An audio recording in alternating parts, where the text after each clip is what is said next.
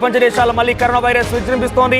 Hong Kong, సింగపూర్లో కొన్ని వేలలో కేసులు నమోదవుతున్నాయి. ఈ నెల 3న దీనికి సంబంధించిన తొలి కేసు నిర్ధారణ అయింది. సింగపూర్లో వారంలోనే సుమారుగా 14,200కు పైగా కేసులు నమోదయ్యాయి. ఇక హాంకాంగ్లో అయితే 17-13 నెలల ఉన్నటువంటి చిన్నారులకి ఈ వైరస్ సోకుతోంది. శ్వాస సంబంధిత వ్యాధులున్న వాళ్ళకు కూడా కరోనా ముప్పు వాటిల్లే అవకాశం ఉంది. సింగపూర్, హాంకాంగ్లో మళ్ళీ మాస్క్ తప్పనిసరిగా అక్కడ ప్రభుత్వాలు నిర్ణయం తీసుకున్నాయి. ఇక కరోనా వ్యాప్తితో తెలుగు రాష్ట్రాల్లో కూడా ఆందోళన వ్యక్తమవుతోంది. వైరస్ వ్యాప్తి తాజా పరిస్థితులపైన WHO కూడా ఆరా తీస్తోంది. హాంకాంగ్, సింగపూర్ ప్రాంతాల్లో చిన్న పిల్లలకు కూడా ఈ వ్యాధులు వస్తున్నాయి. మరి ముఖ్యంగా ఒక్కసారి కనుక మీకు శ్వాసకోశ సంబంధిత వ్యాధులు కనుక సోకితే వెంటనే మీరు నిర్ధారించుకోవాల్సిన అవసరం ఉంది. సో మరోసారి మొహానికి మాస్కులు తప్పనిసరిగా అక్కడ ప్రభుత్వాలు నిర్ణయం తీసుకున్నాయి.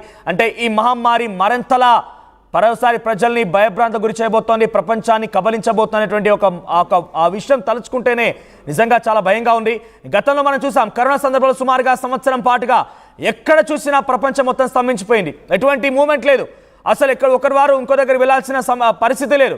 కనీసం తల్లిదండ్రులకు మధ్య పిల్లలకి తల్లికి మధ్య కూడా సత్సంబంధాలు లేకుండా పోయే అటువంటి ఒక దుర్మార్గమైన పరిస్థితిని కరోనా మనందరికీ పరిచయం చేసింది. అయితే దాని నుంచి బయటపడ్డాం, అంతా ఇప్పుడు సవ్యంగానే ఉంది. కొంత మొహానికి మాస్కులు తీసాం, కానీ కొంత హెల్త్ ప్రికాషన్స్ అయితే పెరిగాయి. ప్రజలంతా కూడా హెల్తీగా ఉండే విధంగా, ఆరోగ్యంగా ఉండే విధంగా అన్ని రకాల చర్యలు తీసుకుంటున్నారు.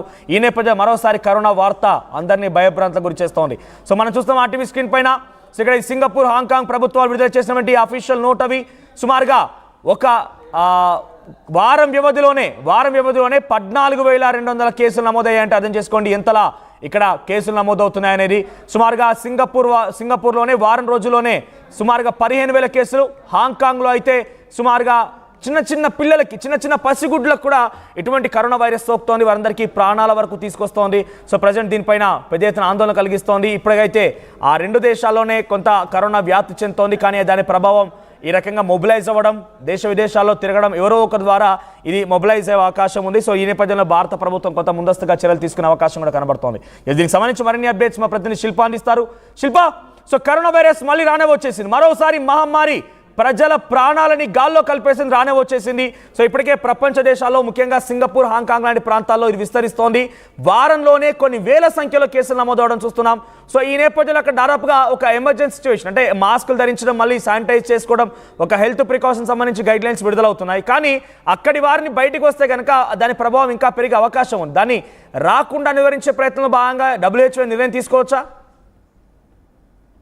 మరోసారి డేంజర్ బెల్స్ మోగిస్తుంది. గతంలో వచ్చినటువంటి COVID-19 ప్రపంచాన్ని మొత్తం అతలాకుతలం చేసింది. ప్రత్యేకంగా చెప్పాలంటే ఇటు భారతదేశాన్ని దీంతోనే చాలామంది కూడా మరణించారు. మొత్తం ఒక్కసారిగా కూడా మొత్తం చేంజ్ అయిన పరిస్థితి కనిపిస్తుంది. తర్వాత COVID-19 అందరూ కూడా వెళ్ళిపోయింది అనుకున్న తర్వాత దశల వైజ్గా అది రూపాంతరం చెందుకుంటూ అనేక రూపాంతరాలు చెందుకుంటూ అది వచ్చింది. తర్వాత ఒకవైపు ఏదైతే బూస్టర్ డోసులను కావచ్చు, వాటికి సంబంధించినటువంటి టీకా ప్రభుత్వం దీనికి సంబంధించి అందజేసింది.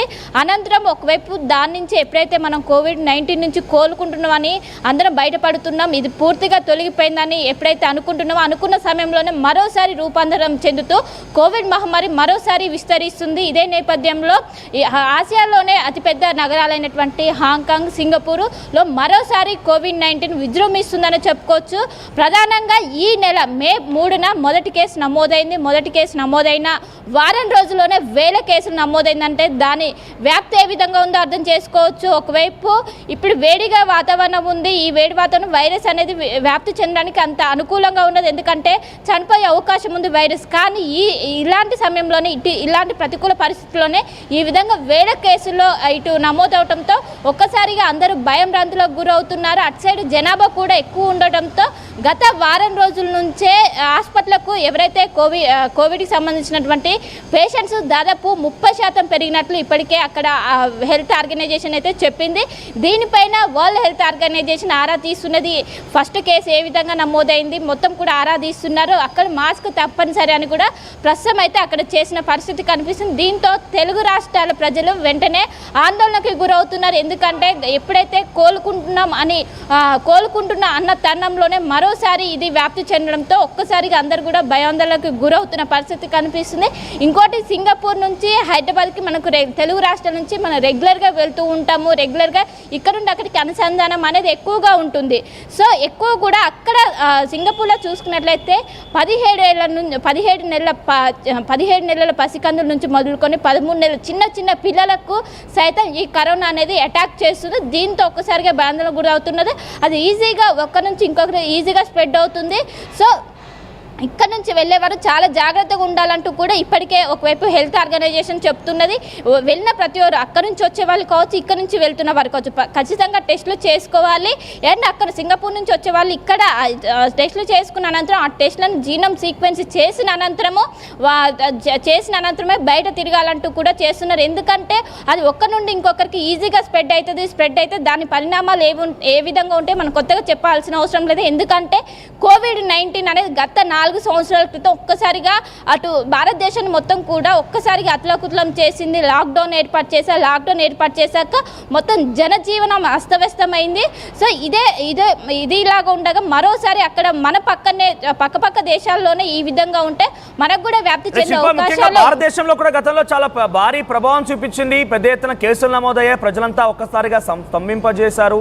తర్వాత పెద్ద ఎత్తున తీవ్ర నష్టం కూడా వాటిల్లింది. దాని నుంచి కోలుకొని ఇప్పుడిప్పుడే బయటపడుతున్నాం, ఆర్థికంగా కూడా పుంజుకుంటున్నాం. ఈ నేపథ్యంలో మరోసారి ఇటువంటి వార్త ఏషియన్ కంట్రీస్ సింగపూర్, హాంకాంగ్ లాంటి దేశాల్లో రావడం, ముఖ్యంగా అక్కడ ట్రాన్స్పోర్టేషన్ అంటున్నట్టుగా అటువైపు నుంచి ఇటు వచ్చినా కూడా ఇటువైపు నుంచి అటు వెళ్ళినా కూడా ఆ దేశాల్లో ఉన్నటువంటి ఆ వైరస్ మరింతగా ప్రభావం చూపించే అవకాశం ఉంటుంది, విస్తరించే అవకాశం కూడా ఉంటుంది. ఈ నేపథ్యంలో ఎటువంటి రెస్ట్రిక్షన్స్ నిర్వహించబోతున్నారు? మరి ముఖ్యంగా మన దగ్గర రాను రోజుల్లో వర్షాకాలం, ఆ తర్వాత మనం చూస్తే వింటర్ సీజన్ కూడా ఉంది. ఈ 2 సీజన్లో కోవిడ్ చాలా ప్రభావం చూపిస్తుంది, రెస్పిరేటరీ సిస్టాన్ని పెద్ద ఎత్తున డ్యామేజ్ చేయగలదనే ఒక వార్త గతంలో కూడా మనం చూసాం. కాబట్టి ఇప్పుడు ఎలా ఉండబోతోంది, దీనిపై ఎటువంటి ఆంక్షలు విధించవచ్చు భారత ప్రభుత్వం? రైట్, భారతదేశం ఇప్పుడిప్పుడే కోవిడ్ నుంచి కోలుకొని అటు ఆర్థికంగా కావచ్చు ఇప్పుడిప్పుడే కొంచెం దాని నుంచి బయటపడుతున్న తరుణంలోనే మరోసారి మన పక్కన దేశాలకు ఇది వ్యాప్తి చెందడంతో ఒక్కసారిగా కలవరపడుతుంది. వెంటనే భారత ప్రభుత్వం హై అలర్ట్ ప్రకటించిందని చెప్పుకోవచ్చు. ఎందుకంటే గతంలో ఒక్కసారిగా అయ్యాక మొత్తం కూడా చిన్న భిన్నమైన పరిస్థితులు కనిపిస్తున్నాయి. ఎక్కడికక్కడ టెస్టులు కూడా చేయించుకోవాలి. ముఖ్యంగా ఎవరైతే రెస్పిరేటరీ సంబంధించినటువంటి సమస్యలు ఉంటాయో, ఎవరైతే బ్రీతింగ్ ప్రాబ్లమ్స్ ఉంటాయో వాళ్ళు ఖచ్చితంగా టెస్టులు చేయించుకోవాలి. టెస్టులు చేయించుకున్న అనంతరం వాళ్ళు బయట తిరగాల. గతంలో హోమ్ ఐసోలేషన్లో కూడా ఉన్నారు. సో వీటినన్నింటిని కూడా ఒక్కసారిగా సూచిస్తున్నారు.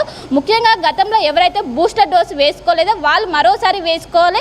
ఇవన్నీ ప్రభుత్వం ఏర్పాటు చేయాలి. ఎక్కడికక్కడ తెలంగాణకు సంబంధించినటువంటి ఆంధ్రప్రదేశ్కి సంబంధించినటువంటి ఎవరైతే హెల్త్ డైరెక్టర్లు ఉంటారో వాళ్ళు ఇప్పటికీ అప్రమత్తమయ్యారు. ఇప్పటికే కరోనా టీకా ఏదైతే ఉంటుందో కోవిషీల్డ్, కోవిడ్ వ్యాక్సిన్, అదేవిధంగా బూస్టర్ డోసు.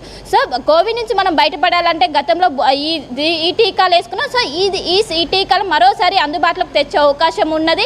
ఎందుకంటే పక్కన దేశాలకి అక్కడ నుంచి ఇక్కడికి మనకు ఎక్కువగా ట్రాన్స్పోర్ట్ అనేది ఎక్కువగా ఉంటుంది. మొత్తం అక్కడికి ఇక్కడికి తరచుగా తిరుగుతుంటారు. సో వ్యాప్తి చెందే అవకాశం ఉండడంతో ఇప్పటికే ప్రభుత్వం అలర్ట్ అయింది. సో వాళ్ళకి సంబంధించినటువంటి టెస్టులు చేసిన అనంతరం జీనోమ్ సీక్వెన్స్ పంపుతారు. వాళ్ళకి కనుక పాజిటివ్ అని తేలితే వెంటనే హోమ్ ఐసోలేషన్ లేదా హాస్పిటల్లో కూడా అడ్మిట్ చేసుకోవాలంటూ కూడా ఇప్పటికే సూచనలు జారీ చేస్తున్నారు. మొత్తం మీద ఎవరైతే ప్రజలు గుమ్మికూడి ఉంటారో అక్కడ వాళ్ళు జాగ్రత్తలు తీసుకోవాలి. ఇప్పటికే ఇటు హాంకాంగ్ కావచ్చు, అదేవిధంగా సింగపూర్లో కావచ్చు మాస్క్ తప్పనిసరి చేశారు. సో ఇది ఏమైనా భారతదేశంలోకి ఏమైనా మొదటి కేసు నమోదైతే ఇది ఖచ్చితంగా తీసుకునే అవకాశం ఉంది. ఎందుకంటే గతంలో వచ్చినప్పటికీ ఆ వేరియంట్ల ప్రభావం అంతా చూపలేదు. కానీ ఈ వేరియంట్ ప్రభావం మాత్రం ఎక్కువగా ఉంటుంది, ఎక్కువగా వ్యాప్తి చెందే అవకాశం ఉంది. ఎందుకంటే చిన్నపిల్లల నుంచి ఈ ప్రభావం కనిపిస్తుంది.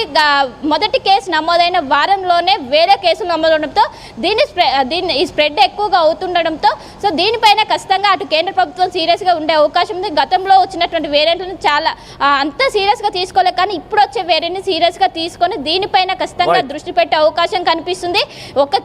ఏదైనా పాజిటివ్ కేసు నమోదైతే ఖచ్చితంగా మాస్క్ తప్పనిసరి చేసే అవకాశాలు అయితే స్పష్టంగా కనిపిస్తున్నాయి. ఇంకోవైపు అన్ని రాష్ట్రాల ప్రభుత్వాలకు టీకాలు అందుబాటులో ఉంచాలంటూ కూడా ఇప్పటికే సూచిస్తున్నారు. సో మొత్తం మీద ఎవరైతే బూస్టర్ డోసు కావచ్చు, కోవాక్సిన్ కావచ్చు వీటినన్నింటిని కూడా వేసుకోవాలంటూ సూచిస్తున్నారు.